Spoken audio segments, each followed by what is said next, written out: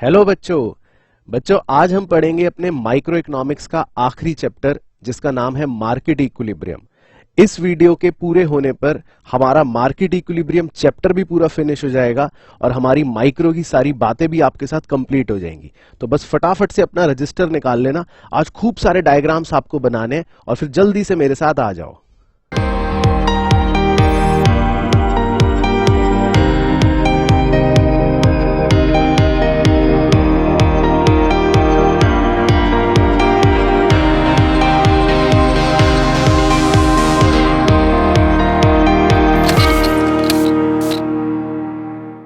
Market का मतलब क्या होता है?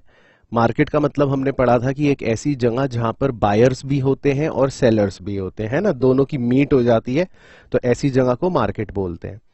अब बायर्स जो होते हैं, जो ग्राहक होते हैं, खरीदार होते हैं, वो एक पर्टिकुलर प्राइस पर डिमांड कर रहे होते हैं। जैसे मैं एक उदाहरण लेता हूं, मान लेते हैं प्राइस है 1 रुपी,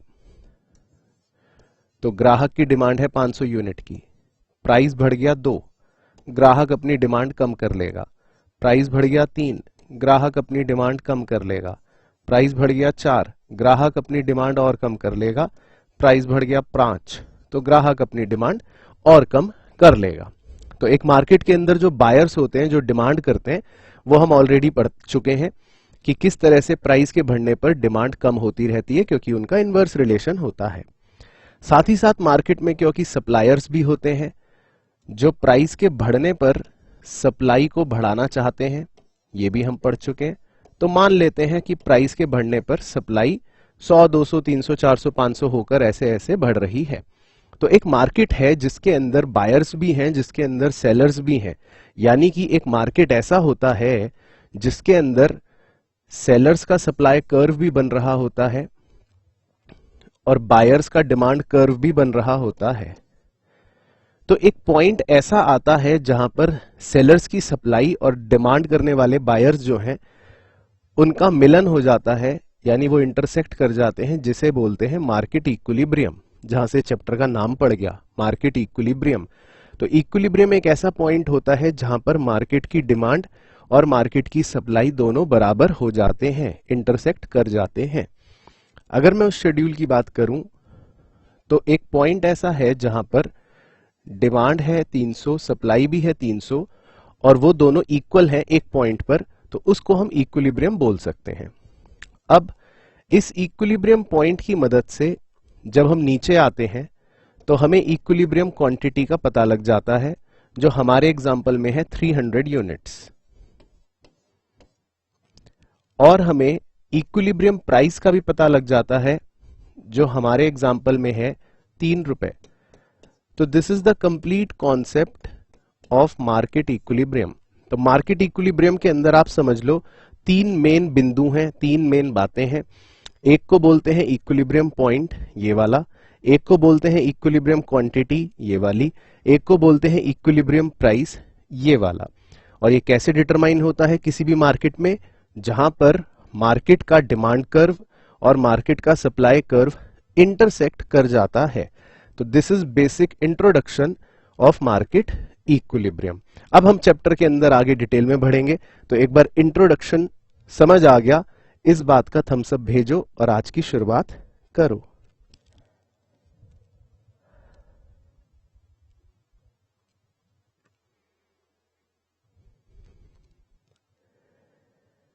okay okay okay okay okay, ठीक है। तो बस अब इसी तरह की चीजें चर्चा हमारी आगे चलती रहेगी। अब 1 बाय 1 इसमें बहुत सारे जो हमारे टॉपिक्स हैं उसकी मुझे डिस्कशन आपके साथ करनी है, तो बड़े आराम से आप सिर्फ देखते रहना, सुनते रहना, फिर मैं सारी बातें आपको बाद में लिखवा भी दूंगा अगर आप कहोगे तो।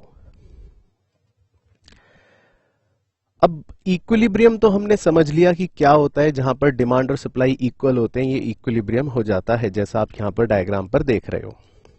पर कभी कभी हम मार्केट प्राइस को, यानी बाजार के दाम को, इक्विलिब्रियम प्राइस से भी ज्यादा रख देते हैं कभी कभी, या रख के देखते हैं कि क्या होगा। एक बार इमेजिन करते हैं, मान लेते हैं मार्केट का प्राइस इक्विलिब्रियम प्राइस से ज्यादा है, फॉर एग्जांपल।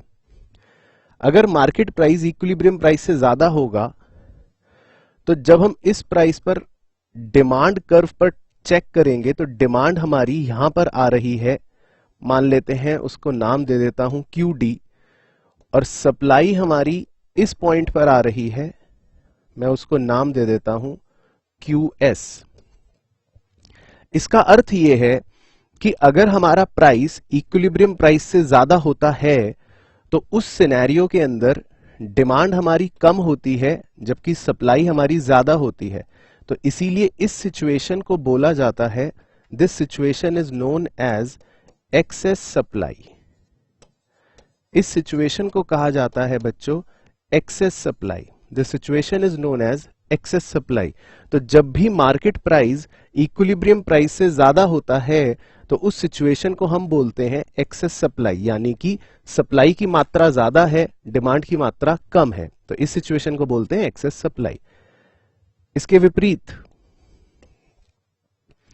अगर मैं मान लेता हूं कि मार्केट प्राइस इक्विलिब्रियम प्राइस से कम है, तो जब मेरा मार्केट प्राइस इक्विलिब्रियम प्राइस से कम होता है तो सप्लाई कर्व यहां पर बिंदी दे रहा है, मान लेते हैं क्वांटिटी सप्लाई, और डिमांड कर्व यहां पर बिंदी दे रहा है तो मान लेते हैं क्वांटिटी डिमांड। तो इसका अर्थ यह है कि अगर मार्केट प्राइस इक्विलिब्रियम प्राइस से कम होता है तो मार्केट में सप्लाई कम और डिमांड ज्यादा होती है, तो इस सिचुएशन को कहते हैं एक्सेस डिमांड। तो बाजार में कभी कभी दो प्रकार की सिचुएशनें क्रिएट हो सकती हैं, या तो एक्सेस सप्लाई की सिचुएशन क्रिएट हो सकती है या एक्सेस डिमांड की सिचुएशन क्रिएट हो सकती है। और ये सिचुएशन क्रिएट होती कब है, इन्हें फिर से ध्यान से सुने। जब मार्केट प्राइस इक्विलिब्रियम प्राइस से ज्यादा होता है तो एक्सेस सप्लाई की सिचुएशन क्रिएट होती है। जब मार्केट प्राइस इक्विलिब्रियम प्राइस से कम होता है तो एक्सेस डिमांड की सिचुएशन क्रिएट होती है। और ये रटने की भी जरूरत नहीं है कि आप इस बात को रटें, आप खुद ही डायग्राम पर देखकर ये चीज समझ सकते हैं। यहां पर डिमांड ज्यादा है, सप्लाई कम, यहां पर डिमांड कम है, सप्लाई ज्यादा, तो आप ऑटोमेटिकली ये दोनों सिचुएशन समझ सकते हैं। तो इसका थम्स अप भेजो, ये भी क्लियर।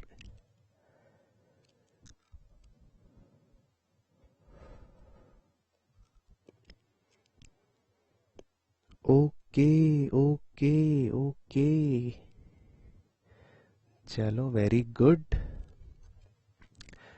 अब हमें दोनों सिचुएशंस के बिहेवियर के बारे में भी पता होना चाहिए, जो बहुत ही इंपॉर्टेंट है एग्जाम में। तो पहले मैं एक्सेस डिमांड की सिचुएशन आपके साथ डिस्कस करता हूं कि एक्सेस डिमांड के केस में क्या होता है।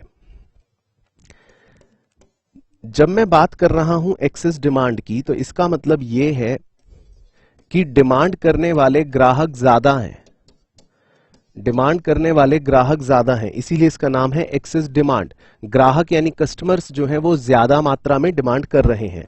तो ऐसे में हमेशा जो ग्राहक होते हैं यानी जो बायर्स होते हैं उनके बीच में कंपटीशन शुरू हो जाता है, उनके बीच में एक होड़ शुरू हो जाती है कि सामान मुझे मिल जाए, मुझे मिल जाए, मुझे मिल जाए। जैसे आज से कई महीनों पहले जब बीच में लॉकडाउन शुरू हुआ था तो फिर एकदम से लोगों के बीच में होड़ लग गई थी कि सामान हमें जल्दी मिल जाए, एकदम से डिमांड राशन की बढ़ गई थी। तो ऐसे में बायर्स के बीच में कंपटीशन होना शुरू हो जाता है, क्योंकि ग्राहक को पता है कि डिमांड ज्यादा है। तो जब भी डिमांड ज्यादा होती है तो बायर्स के बीच में कंपटीशन होना शुरू हो जाता है। अब जब बायर्स कॉम्पीट करते हैं तो बायर्स के कॉम्पीट करने की वजह से धीरे धीरे जो प्राइजेस होते हैं किसी भी चीज के, वो राइज करने शुरू कर जाते हैं, यानी कि दाम धीरे धीरे बढ़ना शुरू हो जाता है जब भी बायर्स के बीच में कंपटीशन होगा। क्योंकि एक ग्राहक कहेगा मैं 100 रुपए में खरीदने को तैयार हूं, तो दूसरा कह देगा मैं तो 105 देने के लिए भी तैयार हूं, तो तीसरा कह देगा मैं तो 110 देने के लिए भी तैयार हूं, तो चौथा कह देगा मैं तो 125 भी दे दूंगा। तो जब भी बायर्स के बीच में कंपटीशन होता है तो हमेशा प्राइस क्या करता है, प्राइस हमेशा राइज करता है। अब राइज करते हुए प्राइस के दो प्रभाव होते हैं बच्चों, जो हमने पुराने चैप्टर के अंदर पढ़ रखे हैं। एक, डिमांड कॉन्ट्रैक्ट होनी शुरू होती है, ये आप डिमांड चैप्टर में पढ़ चुके हो कि when the price rises demand क्या हो जाती है, कम हो जाती है, लेकिन जिसको बोलते हैं डिमांड कॉन्ट्रैक्ट हो जाती है। और जब प्राइस बढ़ता है तो सप्लाई एक्सपैंड कर जाती है, क्योंकि ये हमने सप्लाई चैप्टर में पढ़ा था कि when the price rises supply बढ़ जाती है, लेकिन उस बढ़ने को बोलते हैं एक्सपेंशन इन सप्लाई। तो जब भी प्राइस बढ़ते हैं तो उसके दो प्रभाव पड़ते हैं बच्चों, डिमांड पर भी और सप्लाई पर भी।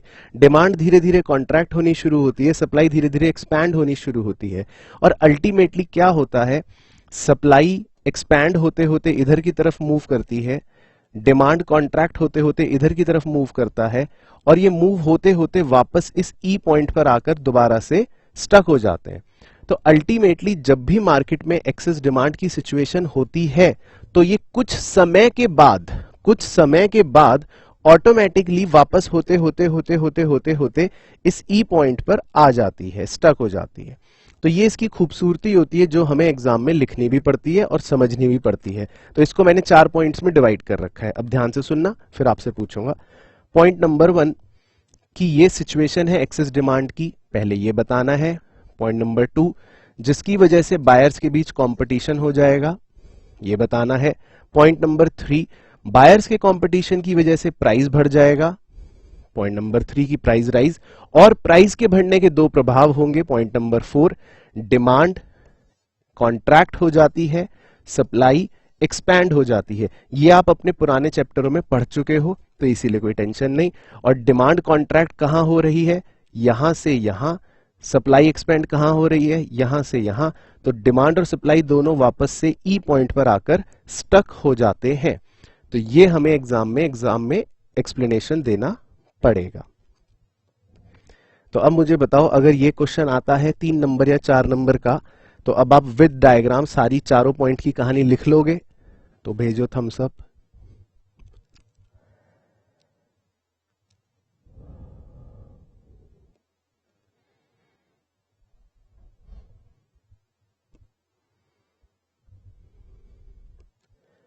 Okay okay okay, very good, ठीक है। तो अगर आप ये समझ गए हो तो फिर इसका उल्टा करना बड़ा ही आसान है। और इसका उल्टा कैसे होगा, अब देखते हैं ऊपर। अब ऊपर के केस में हमने लिखा कि अभी एक्सेस सप्लाई है। एक्सेस सप्लाई का मतलब यह है कि दुकानदार बेचना ज्यादा चाहते हैं, सप्लाई की मात्रा ज्यादा है, डिमांड की मात्रा कम है। तो इसे हम कह सकते हैं कि जब भी सप्लाई की मात्रा ज्यादा होगी या सप्लाई ज्यादा होगी तो कंपटीशन बढ़ेगा हमेशा सेलर्स के बीच में। दुकानदार चाहेगा कि मेरा सामान बिक जाए, तो कंपटीशन किनके बीच में बढ़ेगा, अब सेलर्स के बीच में। तो पहला दुकानदार कहेगा मैं 100 रुपए में बेचूंगा, तो दूसरा कह देगा मैं तो 95 में बेचने के लिए तैयार हूं, तीसरा कह देगा मैं तो 90 में बेचने के लिए तैयार हूं, चौथा कह देगा मैं तो 80 में बेचने के लिए तैयार हूं। तो जब भी कंपटीशन अमंग सेलर होता है तो उसका प्रभाव ये पड़ता है कि उससे प्राइजेस जो होते हैं वो हमेशा कम हो जाते हैं। प्राइजेस क्या हो जाते हैं, हमेशा फॉल कर जाते हैं, ठीक है ना। अब प्राइस के फॉल होने के फिर से वही 2 इफेक्ट्स हमें एग्जाम में बताने पड़ेंगे। प्राइस कम होता है तो पहला प्रभाव ये कि डिमांड एक्सपैंड हो जाएगी, ये हम डिमांड चैप्टर में पढ़ चुके हैं। और प्राइस फॉल होता है तो सप्लाई कॉन्ट्रैक्ट हो जाएगी, ये हम सप्लाई चैप्टर में पढ़ चुके हैं। तो डिमांड का एक्सपेंशन कैसे होगा, डिमांड इस बिंदी से एक्सपैंड करके इधर की तरफ जाएगी और सप्लाई इस बिंदी से कॉन्ट्रैक्ट होके इधर की तरफ जाएगी। तो ultimately demand contract, demand expand और सप्लाई कॉन्ट्रैक्ट होते होते होते इस ई पॉइंट पर आकर वापस से स्टक हो जाएंगे। तो यानी कि जब भी मार्केट में एक्सेस सप्लाई की सिचुएशन होती है तो फिर से 4 पॉइंट्स क्या बन गए कि पहला तो ये सिचुएशन एक्सेस सप्लाई है, दूसरा कंपटीशन सेलर्स के बीच में बढ़ जाएगा, तीसरा सबसे इंपॉर्टेंट पॉइंट, जब भी सेलर्स के बीच में कंपटीशन बढ़ता है बच्चों तो प्राइजेस हमेशा कम हो जाएंगे, प्राइस फॉल। और प्राइस कम होने के 2 इफेक्ट आपको पता ही है, डिमांड एक्सपैंड करेगी, सप्लाई कॉन्ट्रैक्ट करेगी। तो अल्टीमेटली डिमांड और सप्लाई कॉन्ट्रैक्ट होते होते होते होते ये वापस से ई पॉइंट पर आकर ही स्टक हो जाएंगे। तो अब भेजो थम्स अप की अगर ऊपर वाला आता है 4 नंबर का तो आप लिख लोगे।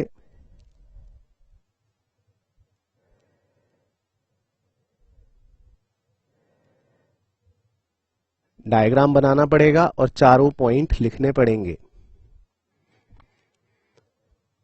ओके, ठीक है, चलो बढ़िया, परफेक्ट, ठीक है ना। तो ये जो है ये इस चैप्टर का बेसिक कॉन्सेप्ट भी है वैसे तो, और इसी पर क्वेश्चन भी कई बार हमसे डायरेक्टली ऐसे पूछ भी लेता है। ऐसे बोल देगा मार्केट प्राइस इक्विलिब्रियम प्राइस से कम है तो एक्सप्लेन द चेन इफेक्ट्स, तो ये सब लिखना पड़ेगा। या कह देगा मार्केट प्राइस इक्विलिब्रियम प्राइस से ज्यादा है, एक्सप्लेन द चेन इफेक्ट्स, तो वो सब लिखना पड़ेगा। और हमें पता होना चाहिए दोनों सिचुएशन में क्या लिखना है, क्या डायग्राम बनाना है। अब बढ़ते हैं आगे कुछ और जरूरी चीजों पर। अब मार्केट इक्विलिब्रियम तो हमने पढ़ ही लिया कि बच्चों क्या होता है, ठीक है ना।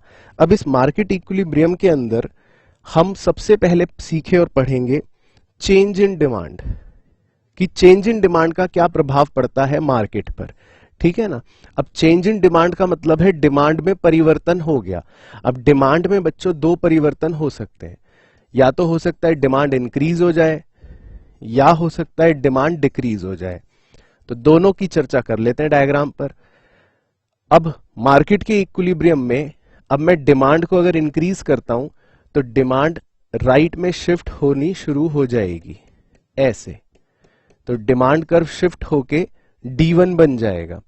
अब जैसे ही डिमांड कर्व शिफ्ट हुआ, तो इस चीज को समझना, जैसे ही डिमांड कर्व शिफ्ट हो गया, अब ये व्हाइट वाला डिमांड कर्व समझ लो खराब है, ये बेकार हो गया, ये भूल जाओ। तो नया डिमांड कर्व और सप्लाई कर्व अब इस पॉइंट पर इंटरसेक्ट करना शुरू करेंगे। इस पॉइंट को मैं नाम दे देता हूं ई डैश। इस पॉइंट से मुझे नया इक्विलिब्रियम प्राइस पता लग जाएगा और इस पॉइंट से मुझे नई इक्विलिब्रियम क्वांटिटी पता लग जाएगी। इसे नाम दे दिया ईपी डैश, इसे नाम दे दिया EQ डैश। तो this is the effect of increase in demand. तो डिमांड का इंक्रीज होते ही क्या इफेक्ट पड़ा, मेरा इक्विलिब्रियम प्राइस भी बढ़ गया और मेरी इक्विलिब्रियम क्वांटिटी भी बढ़ गई। तो this is the effect of increase in demand. इसका विपरीत करके देखते हैं। मान लेते हैं केस 2, इस बार डिमांड डिक्रीज कर गई। तो अगर डिमांड डिक्रीज करेगी तो मेरा डिमांड कर्व लेफ्ट में शिफ्ट कर जाएगा D1। और अब भूल जाओ व्हाइट वाला डिमांड कर्व, ये ऑरेंज वाला डिमांड कर्व और सप्लाई कर्व कहां इंटरसेक्ट कर रहे हैं, इस नए पॉइंट पर। इस पॉइंट को मैं कह दूंगा E डैश, और यहां से मुझे नई इक्विलिब्रियम क्वांटिटी और नया इक्विलिब्रियम प्राइस पता लग जाएगा। तो डिक्रीज इन डिमांड का क्या इफेक्ट पड़ता है, ये देखो डिक्रीज इन डिमांड का क्या इफेक्ट पड़ता है, इससे इक्विलिब्रियम प्राइस भी कम हो गया और इक्विलिब्रियम क्वांटिटी भी कम हो गई। तो these are both the cases of change in demand. तो चेंज इन डिमांड का मार्केट पर क्या प्रभाव पड़ेगा, केस 1 ये और केस 2 वो। तो इसका थम्स अप भेजो, ये क्लियर चेंज इन डिमांड।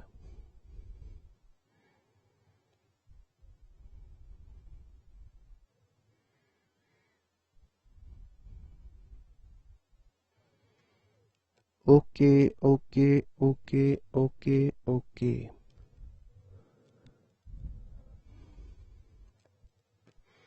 ठीक है, ओके। तो मार्केट के इक्विलिब्रियम पर डिमांड इस तरह से प्रभाव कर सकता है, इंक्रीज होगा तो ये, डिक्रीज होगा तो ये। अब देखते हैं चेंज इन सप्लाई का क्या प्रभाव पड़ेगा। तो अब अगला टॉपिक होता है चेंज इन सप्लाई, यानी मार्केट इक्विलिब्रियम को सप्लाई कैसे प्रभावित करेगी, देखते हैं। अब चेंज इन सप्लाई का मतलब है कि या तो सप्लाई इंक्रीज कर सकती है या सप्लाई डिक्रीज कर सकती है, कुछ भी हो सकता है सप्लाई में। तो अब इस बार सप्लाई को पहले मैं इंक्रीज करता हूं, ये सप्लाई कर्व है। तो सप्लाई कर्व जब इंक्रीज होगा तो ये हो जाएगा S से शिफ्ट होके S1 या S डैश। तो सप्लाई कर्व राइट में शिफ्ट हो गया। अब जैसे ही सप्लाई कर्व राइट में शिफ्ट हुआ तो अब आप ऑरेंज वाले सप्लाई कर्व को देखो कि वो डिमांड कर्व को कहां इंटरसेक्ट कर रहा है, यहां नए पॉइंट पर। इसको नाम दे दिया E डैश। तो इस नए E डैश से आपको नया इक्विलिब्रियम प्राइस भी पता लग जाएगा और नई इक्विलिब्रियम क्वांटिटी भी पता लग जाएगी। तो यानी कि इंक्रीज इन सप्लाई का क्या प्रभाव पड़ता है मार्केट पर, इससे इक्विलिब्रियम प्राइस तो कम हो जाता है लेकिन इक्विलिब्रियम क्वांटिटी बढ़ जाती है। तो this is the effect of increase in supply. और हो सकता है सप्लाई क्या पता डिक्रीज कर जाए, तो अगर सप्लाई डिक्रीज करेगी तो फिर सप्लाई कर्व कहां शिफ्ट हो जाएगा, लेफ्ट में शिफ्ट हो जाएगा। जब सप्लाई कर्व लेफ्ट में शिफ्ट हो जाएगा S1, तो इसका मतलब अब नया वाला सप्लाई कर्व और डिमांड कर्व कहां इंटरसेक्ट कर रहे होंगे, यहां इंटरसेक्ट कर रहे होंगे नए इक्विलिब्रियम पॉइंट पर E', जिससे आपको नया इक्विलिब्रियम प्राइस और नई इक्विलिब्रियम क्वांटिटी का पता लग जाएगा। तो डिक्रीज इन सप्लाई के इफेक्ट क्या पड़े मार्केट पर, अगर हम इसकी बात करें तो डिक्रीज इन सप्लाई होने से इक्विलिब्रियम प्राइस तो बढ़ गया पर इक्विलिब्रियम क्वांटिटी कम हो गई। तो चेंज इन सप्लाई भी मार्केट को इस तरह से दो तरह से प्रभावित कर सकता है। तो चेंज इन सप्लाई का थम्स अप भेजो कि ये भी क्लियर।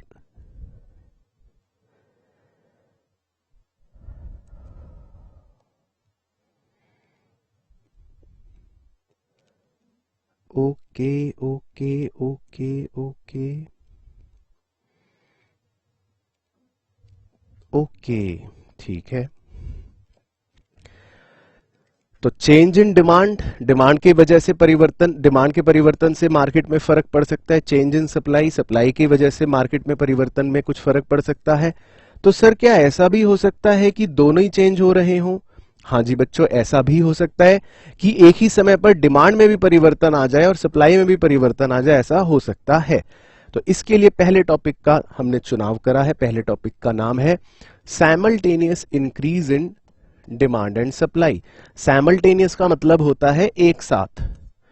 तो अब क्या होगा, अब एक ही साथ डिमांड भी बढ़ जाएगी और सप्लाई भी बढ़ जाएगी, दोनों बढ़ जाएंगे। लेकिन इसके अंदर तीन केसेस होते हैं बच्चों, मैं पहले केसेस के नाम बता देता हूं। पहला लिखा है increase in demand greater than increase in supply. दूसरा लिखा है increase in demand less than increase in supply. तीसरा लिखा है increase in demand is equal to increase in supply. ठीक है ना। तो भाई इसका मतलब ऐसे समझ लो, घर में दो बच्चे हैं, एक बड़ा भाई एक छोटा भाई। तो घर आके पापा ने दोनों को थप्पड़ मारे, तो हो सकता है बड़े भाई को पहले 5 थप्पड़ पड़े हो, छोटे को 2 पड़े हो।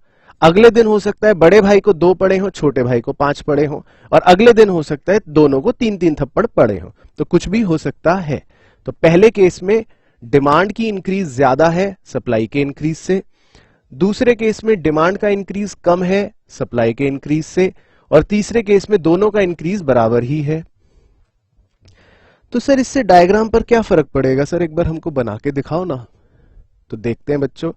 तो पहले मैं इंक्रीज इन डिमांड कर देता हूं, ये डिमांड कर्व को राइट में शिफ्ट कर देता हूं D1 D1, और अब सप्लाई कर्व को भी राइट में शिफ्ट कर देता हूं। तो सप्लाई कर्व शिफ्ट हो गया S1। अब इसमें लेकिन नोटिस करें, एक चीज नोटिस करें, मेरा जो इंक्रीज इन डिमांड है वो ज्यादा है परस्पर इंक्रीज इन सप्लाई से। यानी सप्लाई बढ़ तो रही है लेकिन वो थोड़ी सी बढ़ रही है, और डिमांड जो बढ़ रही है वो ज्यादा बढ़ रही है।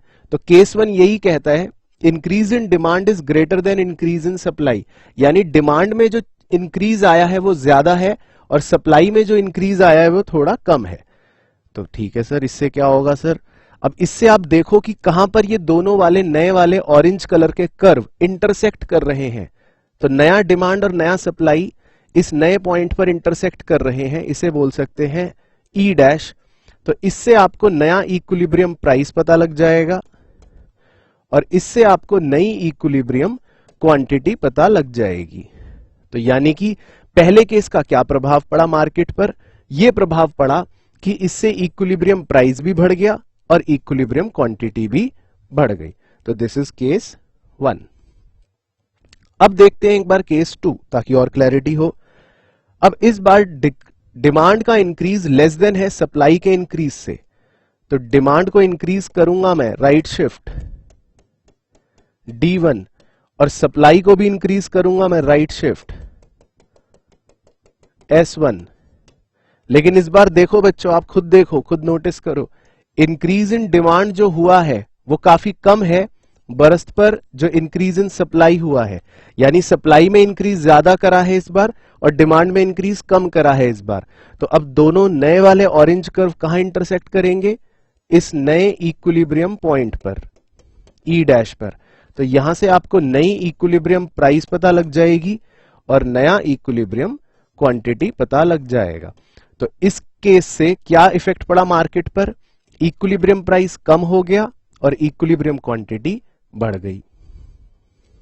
इसके बाद एक और देखो, case 3, increase in demand is बराबर इंक्रीज इन सप्लाई, यानी कि डिमांड भी इंक्रीज करी, यानी डिमांड भी राइट में शिफ्ट हुई D1, सप्लाई भी इंक्रीज करी, सप्लाई भी राइट में शिफ्ट हुई S1, लेकिन दोनों बराबर ही हैं। जितनी डिमांड इंक्रीज हुई है उतनी ही सप्लाई भी इंक्रीज हुई है। तो ये दोनों नए कर्व कहां इंटरसेक्ट करे? इस नए इक्विलिब्रियम पॉइंट ई डैश पर। तो इस नए इक्विलिब्रियम पॉइंट से जब मैं प्राइस निकालूंगा तो मेरा प्राइस वही निकलेगा पुराना वाला और इक्विलिब्रियम क्वांटिटी मेरी बढ़ जाएगी। तो इसका मतलब क्या निष्कर्ष निकला? सर आप बताओ क्या निष्कर्ष निकला?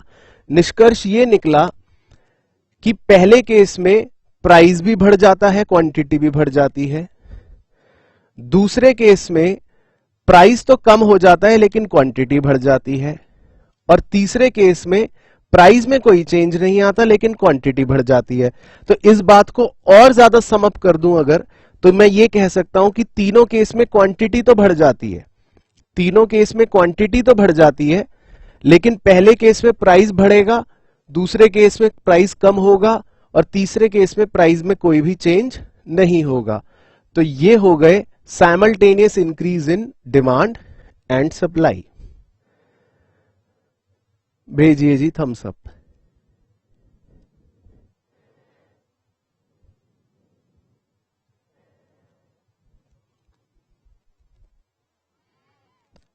Okay okay okay okay okay okay,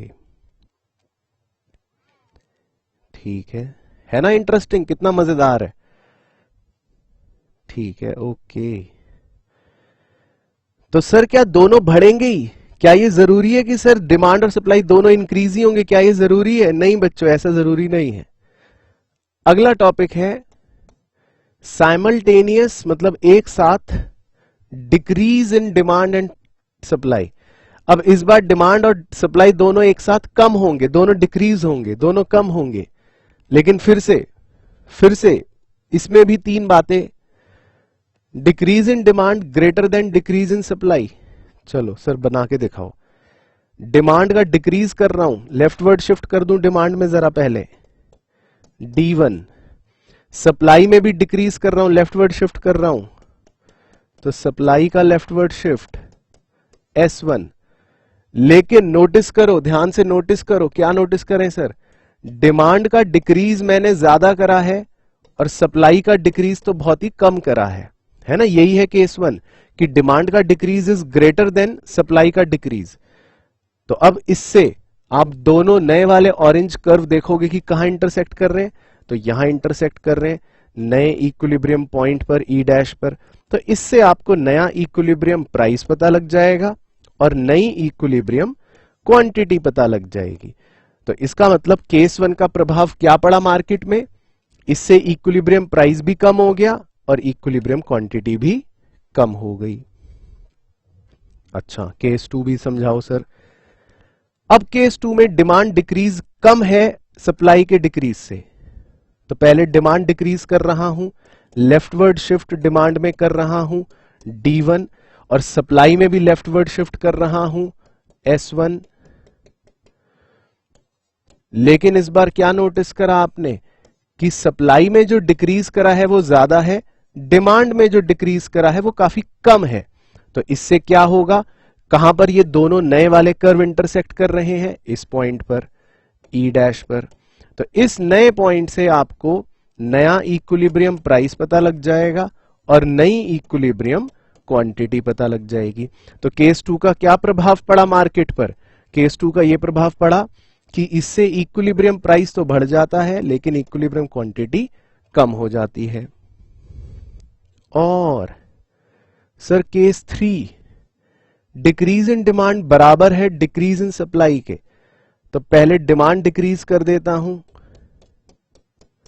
D1, फिर सप्लाई भी डिक्रीज कर देता हूं S1।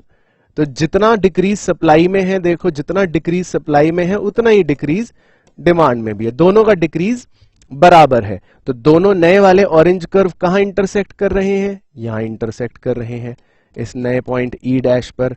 तो इस नए इक्विलिब्रियम पॉइंट से जब मैं नया प्राइस निकालूंगा तो वो वही निकल जाएगा और क्वांटिटी मेरी कम हो जाएगी।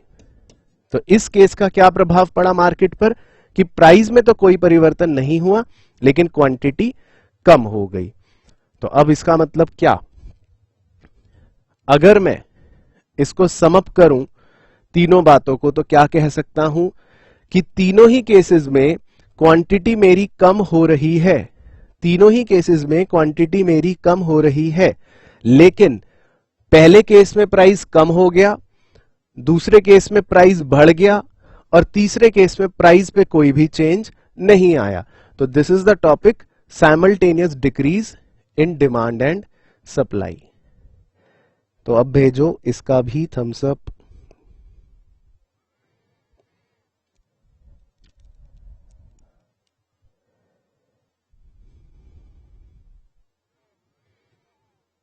ओके ओके ओके ओके, ठीक है, चलो वेरी गुड। तो ये भी क्लियर। और क्या है सर अब हमारे कोर्स में टॉपिक में और देखते हैं। अब देखेंगे बच्चों कुछ स्पेशल केसेस भी हैं, कुछ स्पेशल केसेस भी हैं।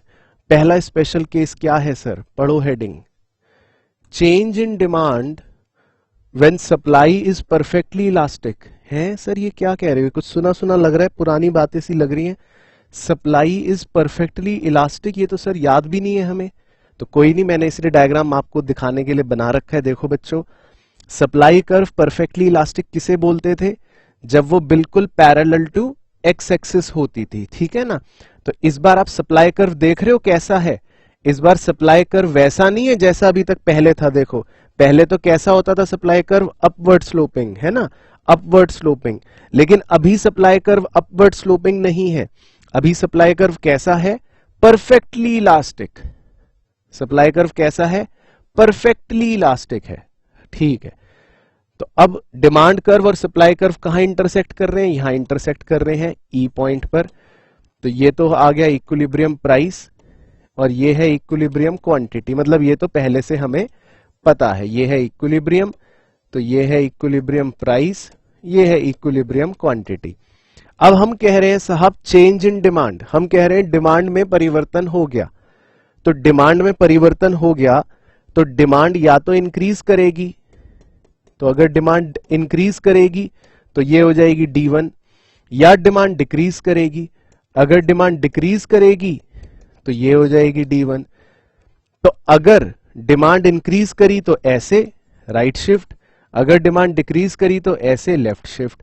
खैर इससे होगा क्या मार्केट पर देखते हैं। अब नया इक्विलिब्रियम ये आना शुरू हो जाएगा ई डैश, तो इससे प्राइस तो वही रहेगा, इधर जाओगे तो प्राइस तो वही रहेगा, बस क्वांटिटी जो है वो बढ़ जाएगी, बस क्वांटिटी बढ़ जाएगी। और इसी प्रकार अगर इधर आप नया इक्विलिब्रियम पॉइंट देखोगे ई डैश, तो इस नए इक्विलिब्रियम पॉइंट से प्राइस तो वही रहेगा, बस क्वांटिटी बढ़ जाएगी, कम हो जाएगी सॉरी। तो इसका मतलब इस केस में इक्विलिब्रियम क्वांटिटी बढ़ गई, डिमांड इंक्रीज हुई तो, और इस केस में इक्विलिब्रियम क्वांटिटी कम हो गई जब डिमांड डिक्रीज हुई तो this is the special case कि change in demand when supply curve is perfectly elastic. ये वाला क्लियर।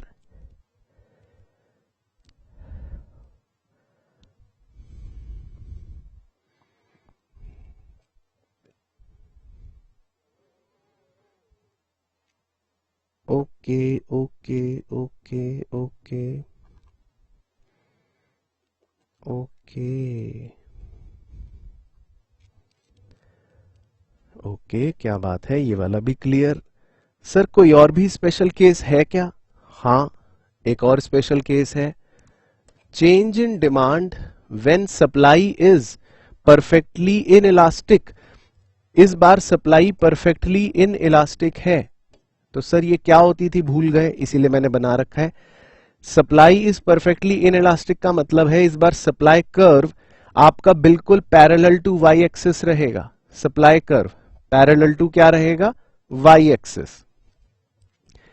तो अब अगर मैं देखूं इक्विलिब्रियम, तो वो तो हमें पता ही है कि जहां पर डिमांड और सप्लाई दोनों इंटरसेक्ट कर रहे हैं इक्विलिब्रियम पर, तो इससे हमें इक्विलिब्रियम प्राइस और इक्विलिब्रियम क्वांटिटी ये तो पता चल ही जाती है। इक्विलिब्रियम, इक्विलिब्रियम प्राइस और इक्विलिब्रियम क्वांटिटी। लेकिन वो कह रहा है चेंज इन डिमांड, यानी डिमांड में कुछ चेंज हुआ है। तो बच्चों डिमांड में चेंज क्या हो सकता है? या तो डिमांड इंक्रीज कर जाएगी तो राइट शिफ्ट हो जाएगा D1, या डिमांड डिक्रीज कर जाएगी तो लेफ्ट शिफ्ट हो जाएगा D1। अब अगर डिमांड इंक्रीज कर गई D1, तो नया इक्विलिब्रियम पॉइंट हो जाएगा E1, जहां से आप नया इक्विलिब्रियम प्राइस निकाल लोगे और क्वांटिटी तो वही रहेगी। तो पहले केस में क्या बना मार्केट पर इफेक्ट, कि डिमांड के इंक्रीज होते ही इक्विलिब्रियम प्राइस तो बढ़ गया पर क्वांटिटी वही रहेगी। और अगर डिमांड कर्व लेफ्ट में शिफ्ट कर जाता है तो वो अब सप्लाई कर्व को नए इक्विलिब्रियम पॉइंट ई डैश पर इंटरसेक्ट करेगा, जहां से नया इक्विलिब्रियम प्राइस तो ये आ जाएगा लेकिन क्वांटिटी वही रहेगी। तो इस सेकंड केस से क्या इफेक्ट पड़ा मार्केट पर, कि जब डिमांड डिक्रीज करती है तो इसका मतलब प्राइस तो कम हो गया लेकिन क्वांटिटी वही रहेगी। तो ये भी एक स्पेशल केस बन गया कि भाई चेंज इन डिमांड लेकिन supply curve is perfectly in elastic. तो भेजो इसका थम्स अप भी कि ये भी क्लियर। इसके 3 नंबर अगर आता है क्वेश्चन तो पक्के।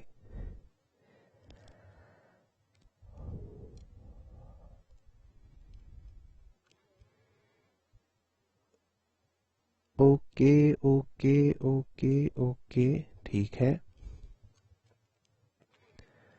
तो सर और भी हो सकते हैं क्या? और भी कुछ हो सकता है क्या? हाँ हाँ बच्चों, और भी स्पेशल केस हो सकते हैं। सर क्या हो सकते हैं और स्पेशल केस? अब पढ़ो, अब लिखा है change in supply when demand is perfectly elastic. अच्छा, इस बार डिमांड कर्व परफेक्टली इलास्टिक है, ये देखो इस बार डिमांड कर्व परफेक्टली इलास्टिक है, यानी पैरेलल टू एक्स एक्सिस है, ठीक है ना। और सप्लाई कर्व तो अपना नॉर्मल है ही है। तो सप्लाई कर्व और डिमांड कर्व यहां इंटरसेक्ट करेंगे ई पॉइंट पर, तो जहां से हमें इक्विलिब्रियम प्राइस और इक्विलिब्रियम क्वांटिटी का तो पता लग जाएगा। तो ये तो हो गया सिंपल। लेकिन अब वो कह रहा है कि चेंज इन सप्लाई, सप्लाई में चेंज हुआ, चेंज इन सप्लाई, यानी अब सप्लाई कर्व में चेंज होगा। तो सप्लाई कर्व में क्या चेंज होगा? हो सकता है सप्लाई इंक्रीज कर जाए, तो सप्लाई कर्व कहां शिफ्ट हो जाएगी? राइट में S1। और हो सकता है सप्लाई में डिक्रीज हो जाए, तो सप्लाई कर्व कहां शिफ्ट कर जाएगी? लेफ्ट में। तो अब देखो कितना सिंपल है। तो अगर तो सप्लाई राइट में शिफ्ट हो गई तो वो अब डिमांड को कहां इंटरसेक्ट करेगी? इस नए इक्विलिब्रियम पॉइंट ई डैश पर, जहां से प्राइस तो सेम रहेगा, बस इक्विलिब्रियम क्वांटिटी हमारी बढ़ जाएगी। और अगर इधर की बात करूं तो नया सप्लाई कर्व डिमांड को कहां इंटरसेक्ट करेगा? इस नए पॉइंट पर ई डैश पर, जहां से प्राइस तो सेम रहेगा, बस इक्विलिब्रियम क्वांटिटी कम हो जाएगी। तो इसका मतलब क्या कंक्लूजन बना, कि अगर सप्लाई इंक्रीज करी तो इक्विलिब्रियम क्वांटिटी भी इंक्रीज कर गई, और अगर सप्लाई डिक्रीज करी तो इक्विलिब्रियम क्वांटिटी भी डिक्रीज कर गई। तो ये भी एक स्पेशल केस हो गया। तो अब भेजो इसका भी थम्स अप।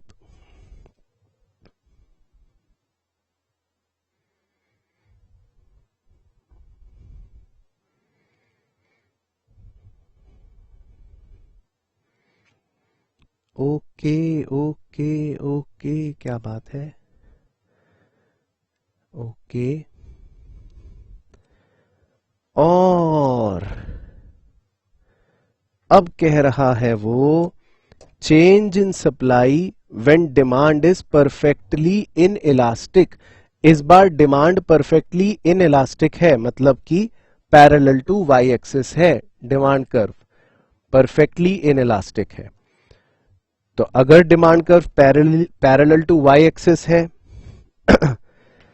तो नया पुराना इक्विलिब्रियम ई, वो तो हमें पता ही है, जहां पर दोनों इंटरसेक्ट करते हैं।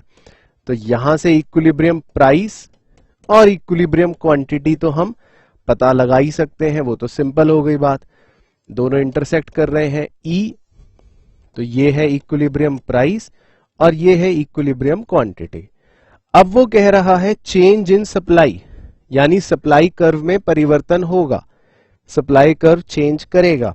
तो या तो सप्लाई इंक्रीज करेगा, तो उस केस में सप्लाई कर्व हो जाएगा S1, या सप्लाई कर्व डिक्रीज करेगा, तो उस केस में सप्लाई कर्व हो जाएगा S1। तो अब देखो, जब सप्लाई इंक्रीज करा तो वो अब डिमांड को कहां इंटरसेक्ट करेगा, इस नए पॉइंट पर E डैश, जहां से इक्विलिब्रियम प्राइस तो नया वाला आ जाएगा EP डैश, लेकिन क्वांटिटी रहेगी वही सेम। तो इसका मतलब इससे क्या कंक्लूजन निकला कि जब सप्लाई इंक्रीज करी तो इक्विलिब्रियम प्राइस तो कम हो गया पर इक्विलिब्रियम क्वांटिटी सेम रही।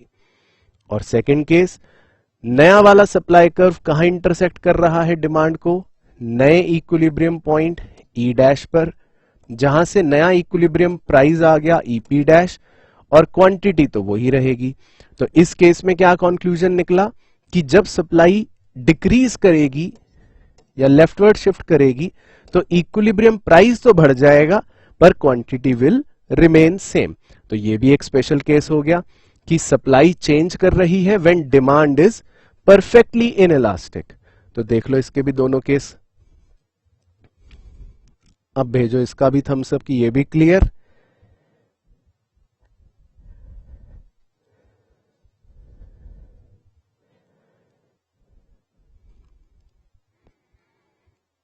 ओके ओके ओके, ठीक है।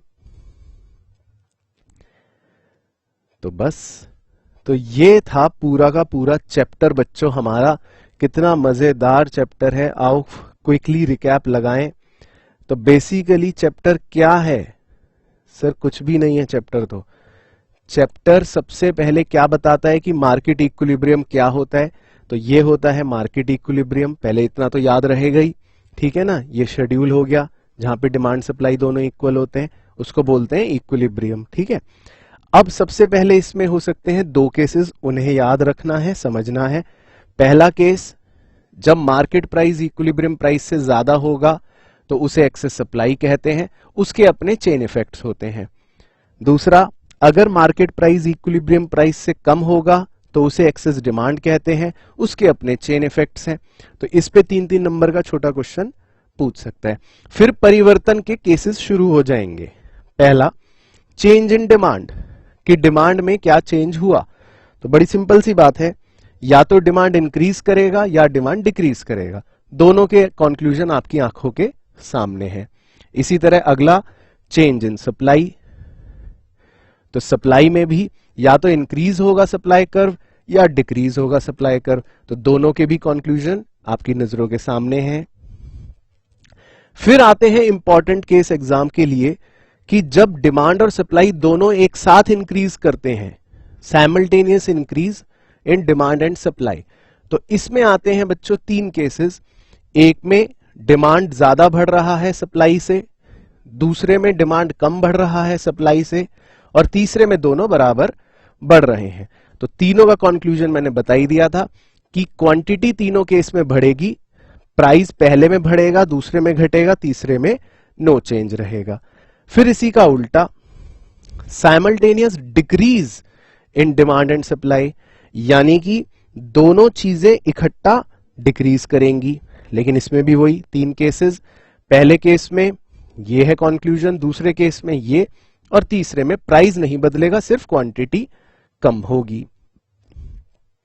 अच्छा, फिर इसके बाद आते हैं स्पेशल केसेस। कुछ स्पेशल केसेस, स्पेशल केसेस क्या क्या हो सकते हैं कि भाई चेंज इन डिमांड करवा दे when supply is perfectly elastic, ये वाला, या चेंज इन डिमांड करवा दे when supply is perfectly inelastic, ये वाला, या चेंज इन सप्लाई करवा दे when demand is perfectly elastic, तो ये वाला, या चेंज इन सप्लाई करवा दे when demand is perfectly inelastic, तो फिर ये वाला।